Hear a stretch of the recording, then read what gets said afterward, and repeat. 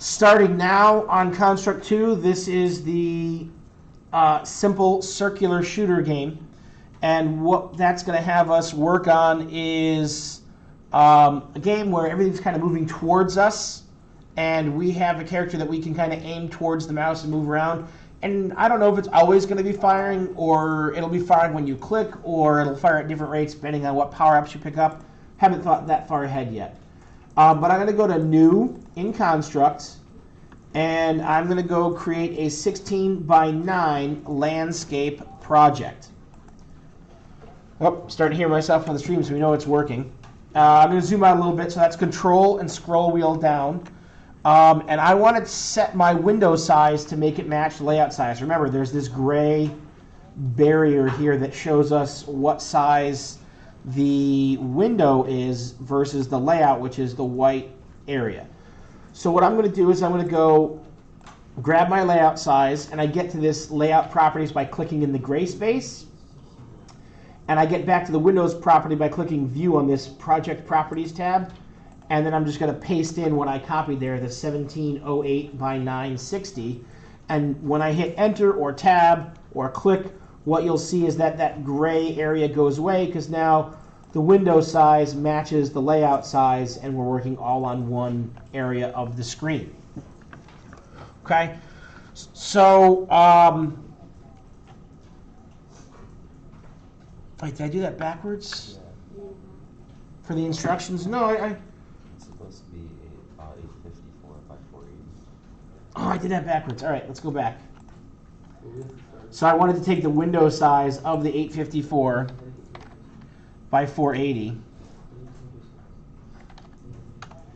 and I wanted to paste that into the layout size. I want to do the opposite. So we're making the game smaller. That's the idea. Okay. So 854 by 480, we're making the game smaller. Look at that. First mistake already on live stream. And I never make mistakes. Sarcasm. All right, so first thing we're going to do is we're going to add a sprite for the background. So double click anywhere, get the sprite menu up, insert. Then for the size of this one, I've got my animation window, which we'll get up to later, and I'm just going to resize things so that it's easy to see on here. I'm going to resize with this icon right here. And I'm going to resize it to match the width and height, 854 by 480. And I'm going to leave that one there. Zoom out a little bit. Now it's going to be, let's pick some colors. So the color palette will pop up there, and I'm just going to grab like an orange color and paint bucket it in. I'm going to make a new frame, and I'll pick a green color and paint bucket it in. And I'm just going to repeat this process just to get a couple background colors on this frame. So let's do a light blue color, paint bucket it in. So I'm right-clicking on the bottom here, add new frame, a dark blue color, and paint bucket it in. And then I'll do a pink color and paint bucket it in. So at the end of this, you should have 5 frames for this that are distinct colors. Okay? I'll give a second as I'm looking around to see where people are. If you get stuck or if you get stopped on a step, you lose me, stop me. Throw your hands up. I'm watching, and then I'll stop and I'll bring people's video up on the screen to fix things. Okay? So we should have a background sprite that has 5 different frames. I'm going to go to the animation, set the frame speed to 0.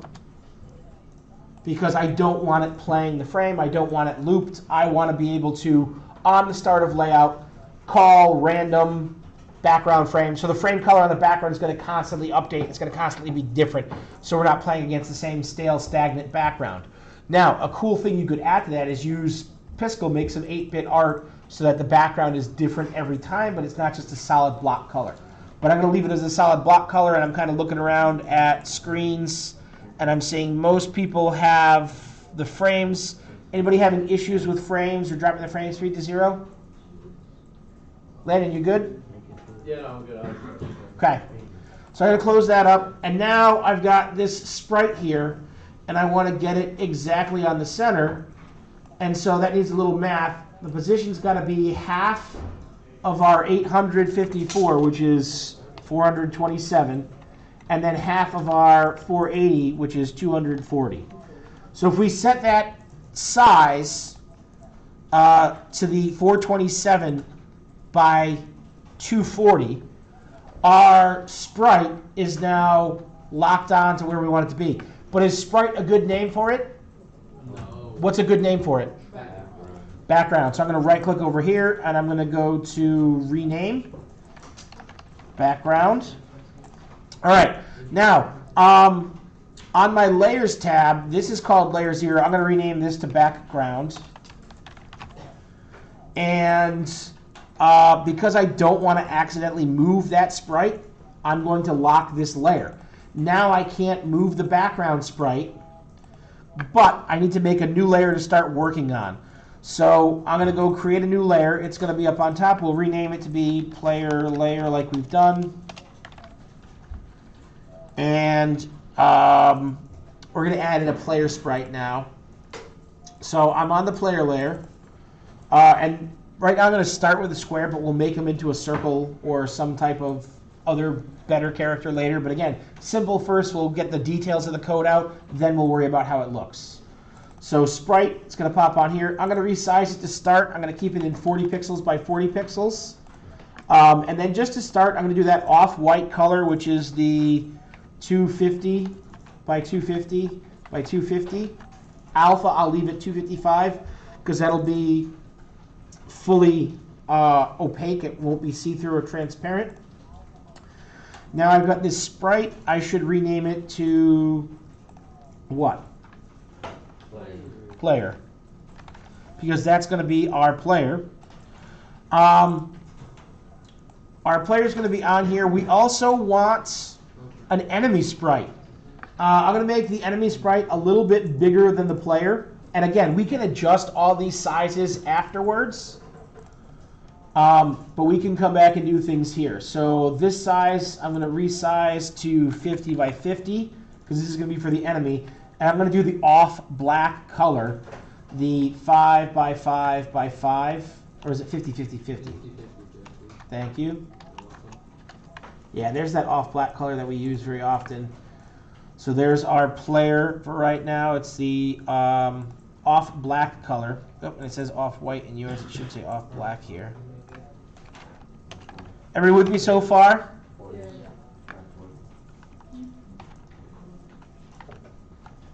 Sorry, I'm making changes to the document so it's more correct. All right. So now we've got our player. We've got a sprite. This one should be renamed now to enemy. And now we need something to actually control the player. I think for right now we're going to try touch. So let's go back, insert a new object, and this object is going to be touch. So touch gets inserted, and again, we don't see it on the object layer. We don't see it on the layers tab. In project, we'll see that they have event object type touch is now here. And we can test some things out on the event sheet now just to see what's going on. So I'm going to key over to the event sheet, and I'm going to add an event. And the event is going to be on the touch object, and I'm looking for is in touch. So I'm going to type to start the filter. There's touch is in touch. And when touch is in touch happens, the action I want to add is on the player. And I want the player to rotate towards position. So I'm going to find rotate towards position. And degrees, that's basically going to be how fast is it moving towards that position. I'm just going to pick 200 degrees to start. And then the position we want to rotate towards is touch.x and touch.y for our x and y. So notice that it keys in those as reserved characters. Touch is a reserved character for the touch object. And then just saying .x and .y, it's going to rotate towards where I touch. Okay? So if we go back to the layout and then we hit run, all we should see on here is now when I touch, the character rotates around to where I'm touching. So I can't move yet. I don't know if we're going to do like WASD controls to move it around and have it constantly be firing where the mouse is pointing. But we'll figure it out when we get there. And right now it's kind of, you can't tell which way is up because the sprite is just a square and it just kind of looks the same. But it's working. So that's what we'll deal with for right now. Next, we're going to add in the projectile sprite. And again, we're going to keep it simple first. We're going to make a new sprite called projectile. We're going to make it only 10 by 10 pixels. So insert new object. It's going to be a sprite. We'll resize it to be 10 by 10 pixels.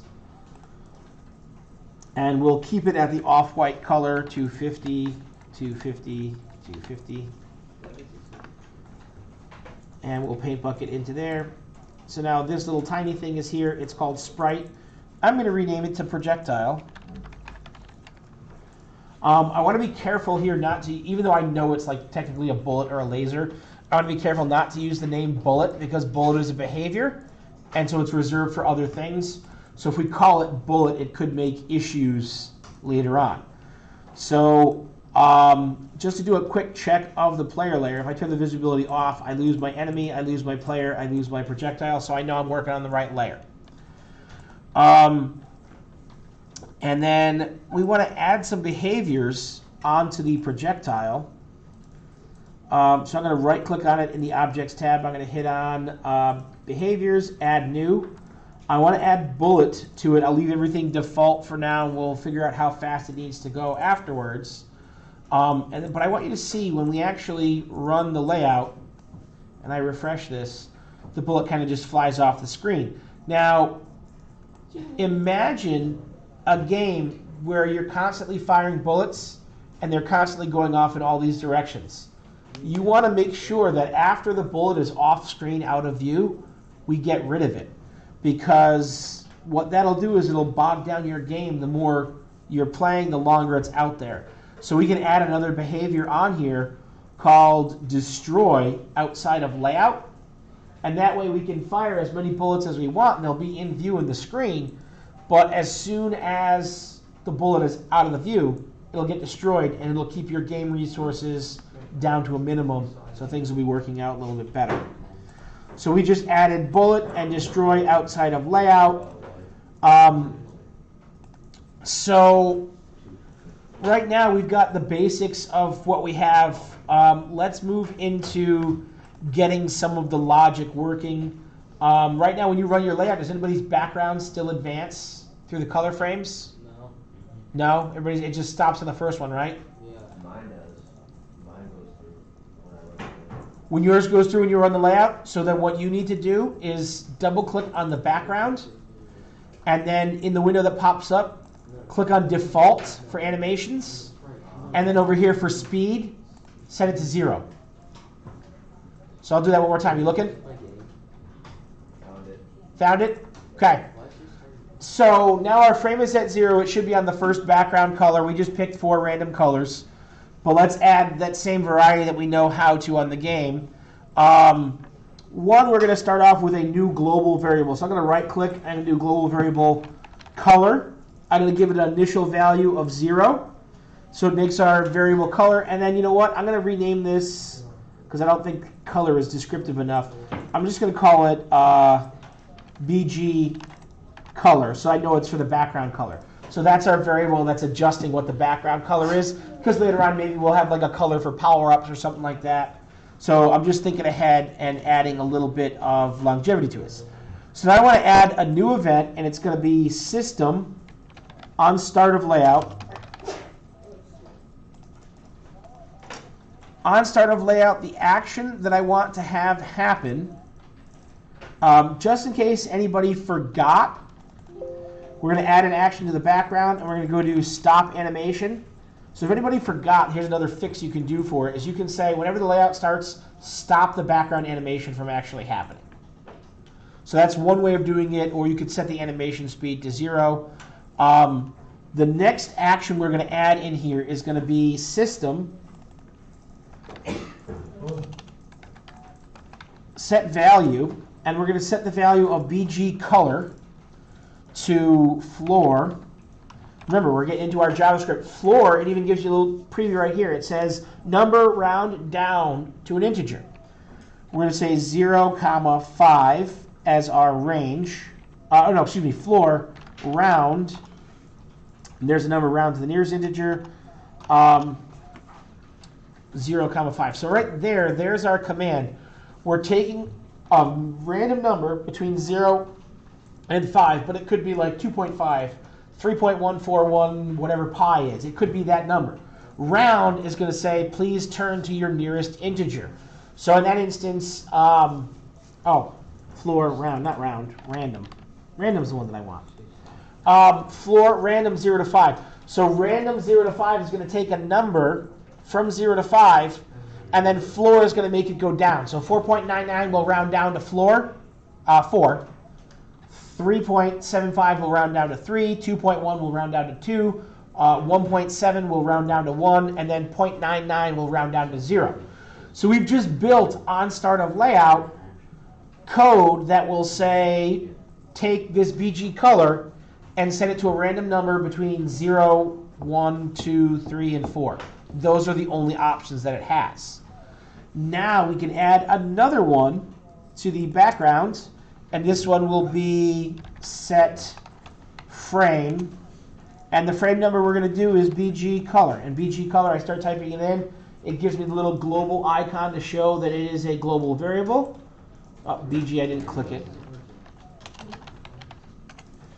And now it should run. And if we run this a couple times, I'm just going to refresh.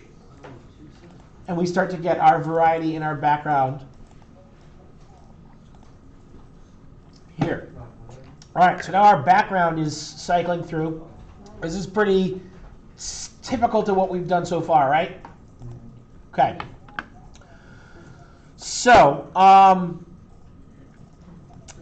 let's see. On start of layout, it's always a good idea to have on start of layout up at the top. So we even give you an instruction to move on start of layout up to the top.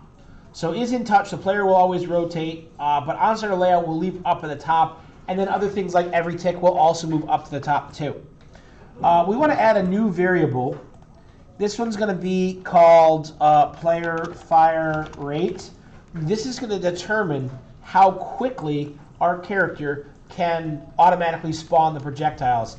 We're going to give it initial value of 0.3, but we can test and see what's going to happen with here. And I'll just give it an optional description, projectile fire rate, so that we know what's going on there. Now we're going to add a new event. This one's going to be system every tick. Sorry, not every tick. You do love every tick. It's going to be every X seconds. And then the interval we're going to set it to is going to be player fire rate, the variable that we just made. So the interval that this tick will be happening will be every 0.3 seconds. And if that feels too fast or too slow, we can change it because now it's a variable. We don't have to find every line of code it's in.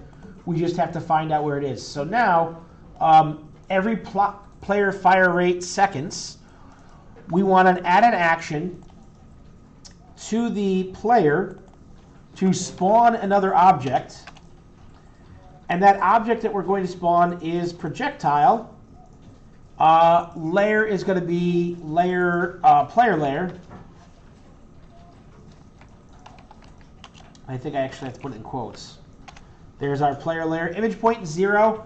That just is referring to where is it going to be anchored spawning from. It's going to be anchored spawning from image point 0, which is default for our player right now, center. If we were to make it like a triangular shaped spaceship or some other type of thing, we may have to make a new image point and adjust where the image point is going from. So now the player is spawning a new player. And let's see, is set interval fire rate, image point 0. Let's see how that looks. Aside from our first character going, now you can see we kind of have a turret type of thing going on. It's not centered, but I'm not convinced we're not going to add moving for this character as well. Where like if we added like the 8 direction movement. WASD could move this around on the screen where you could constantly be firing. Are we making what's it called? Tankio? For which one? Tankio? Tankio, I'm unfamiliar with that. We'd have to look it up and see, but it could be similar to that. Are the enemies going to like move in on the tank? It could be it. It's like the same thing. So like, you can keep like upgrading your thing and like it'll have like more guns and it'll shoot out. This is the basis of the game. I'm looking at this. I'm looking at mine, but I'm realizing you're not seeing that on the stream because it's just the code. So this is where I am, where the thing's kind of moving. The one thing I don't like about right now is that the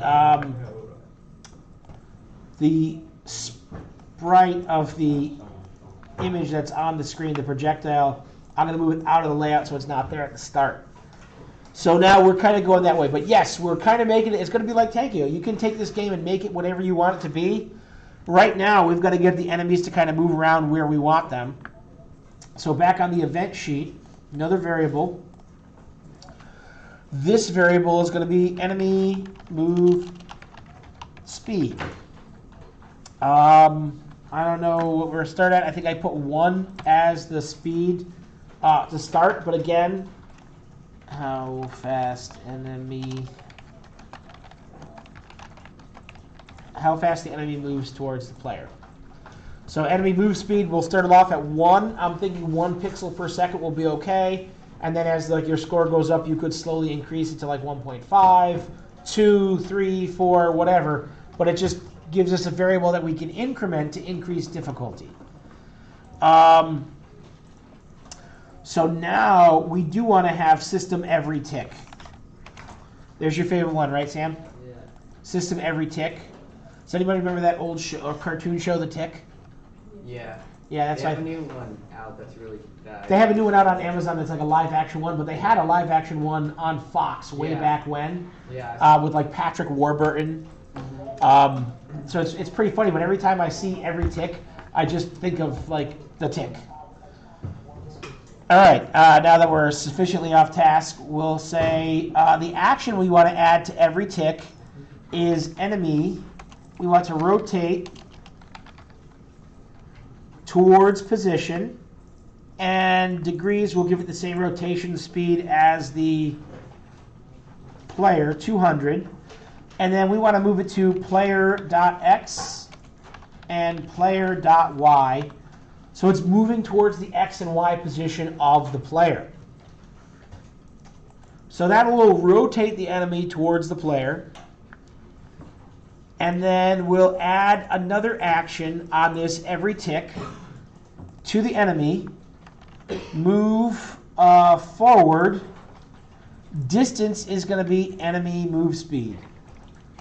So our distance right now, that's 1 pixel. So it's distance in pixels to move the object forward at its current angle.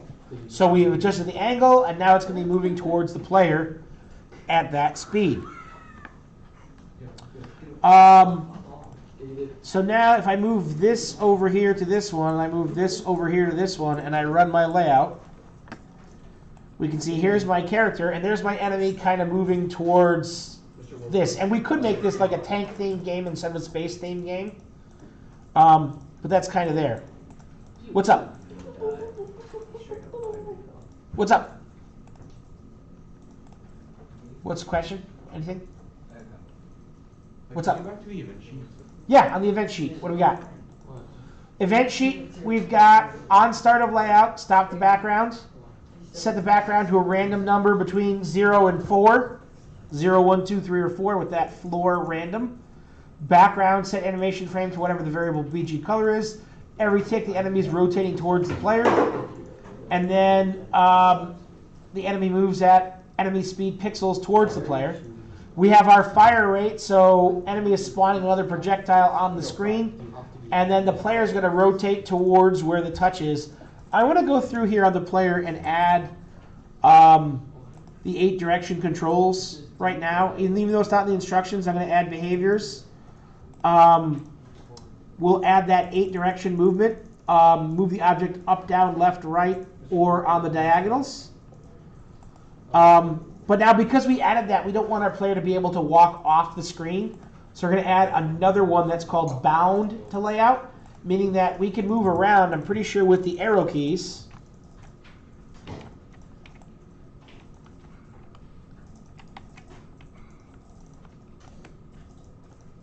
And now the enemy kind of follows us around.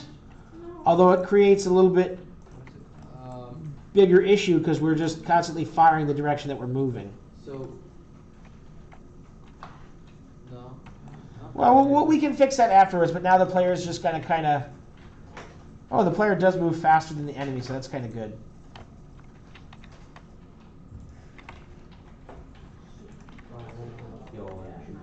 Now, a couple things that we can do to fix a couple things. In the actual player, for the 8-direction behavior,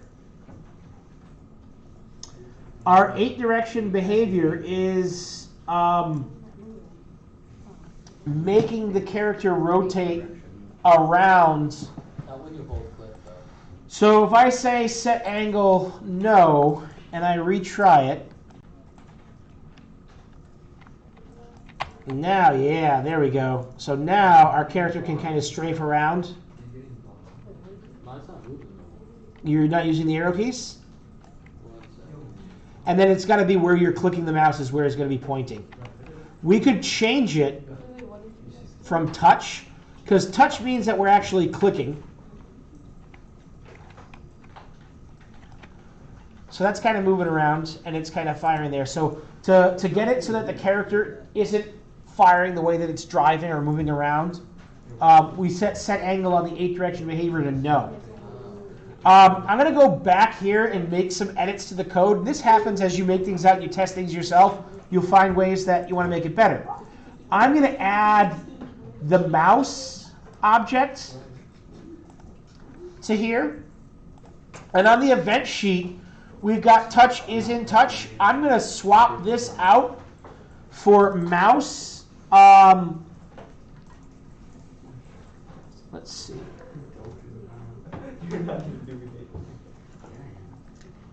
You know what? We don't even need this is in touch anymore. I'm going to move this into every tick. This player right here, every tick. Instead of moving towards touch.x and touch.y, I'm going to move this to mouse.x and mouse.y. So now this is in touch. We don't really need. I'm going to get rid of the line of code for it now. We'll run the layout event again. And now I should have, he's aiming where the mouse is pointing. He is. And I can still kind of strafe around and have this kind of gameplay of where I'm going to move around. I don't know about you. I'm missing my WASD, so I may incorporate that later.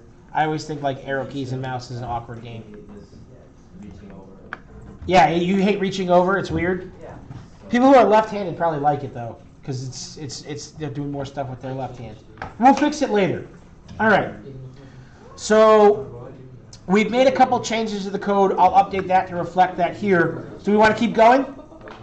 Everybody with me? Anybody need me to go back and show something? Gabe. So how do I add in the projectile or spawn the projectile thing? Spawn the projectile. So do you have a projectile variable? Yeah. Our player fire rate. You have a player fire rate variable? Projectile variable? I have a player fire rate variable. Okay, I have that. Okay. Do you have system every X seconds? And then you replace the X with player fire rate? Yeah. All right. Then it's the action that you add is for the player to spawn the projectile on the player layer at image point 0. That's it. Spawn the projectile. Spawn the projectile.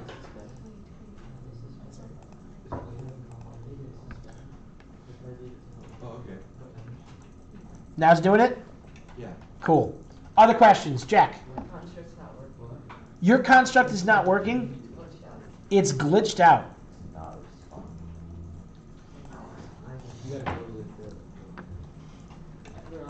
Not responding. So I'm going to take over your screen for a second. And I'm going to go close isn't responding. Oh, wait, we had it up there. close the program, and I think you may have lost some progress, but that's why we're live streaming it, and I'll also save my event in your drive so you can have what I was working on now. Okay? Let's start up construct again and see if it has anything backed up and saved. No, we're not going to check for updates right now. What's going on? All right, so we don't have anything saved, but watch what I'm going to do now. Up on my screen, we're going to go save as project. Why don't we all do a save right now so we don't lose things? So we'll do save as project. And I'm browsing to you, Jack.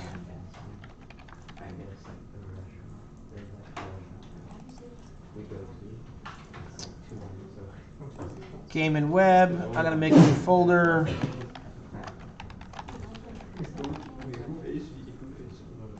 No, actually. All right, so I just saved my work there. But now I got to go file save as project again and save it for myself. Did you edit her name? I don't know, bro.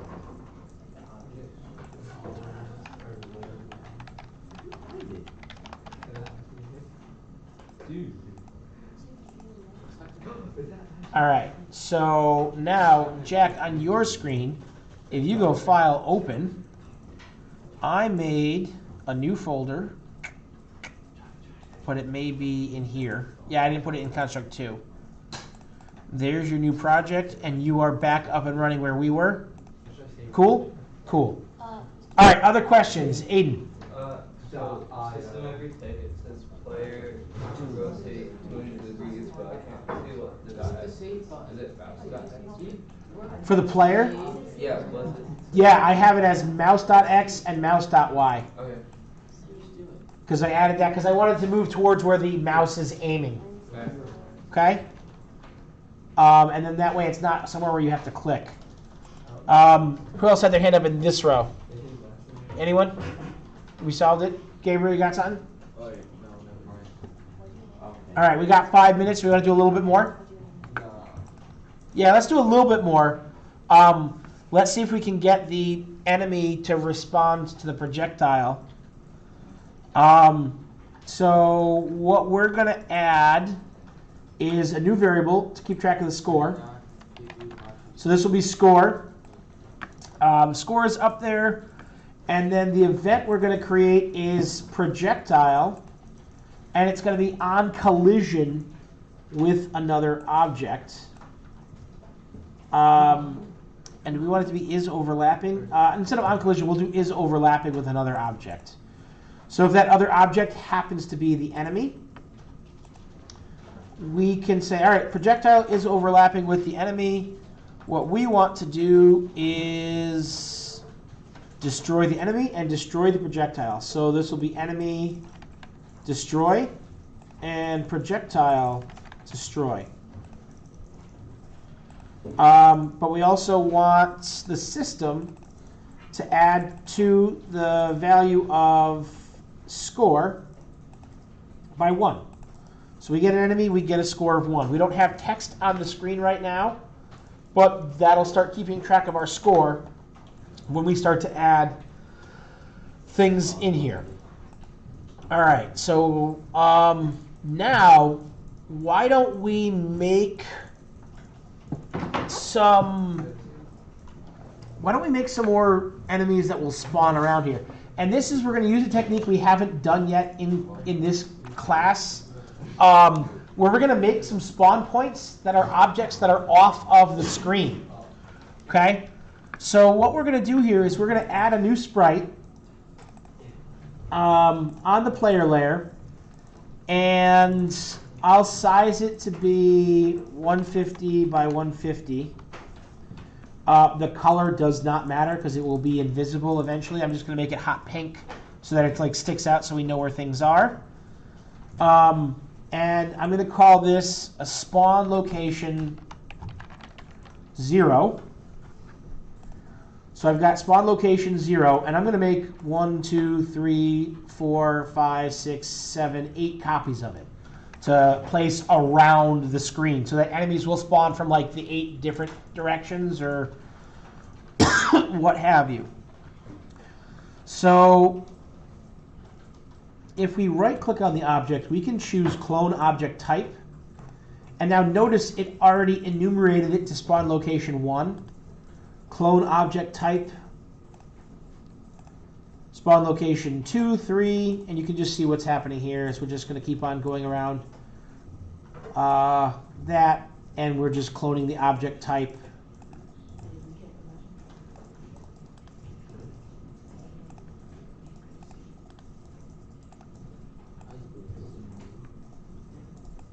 They don't have to be perfect where they're placed. I'm kind of putting them at each of the corners. And then the last one will be at the side. So we have 1, 2, 3, 4, 5, 6, 7, 8 spawn locations, starting with spawn location 0. And so we've added these. The names are updated. They're placed outside. Doesn't have to be perfect. On the event sheet, we want to have some variability in our spawn time. So we're going to make a spawn time min and a spawn time max. And this will be the last thing that we get to today. We'll create a new global variable, spawn time min. And then, I should give that a value. Minimum spawn time we'll say is 0.75 seconds. And then we'll do a maximum spawn time global variable. And we'll say that that number is 3. So what we'll do is we'll do every range of seconds from spawn time min to spawn time max. Do another save of your work here. I'm going to stop the live stream because that's how far we got.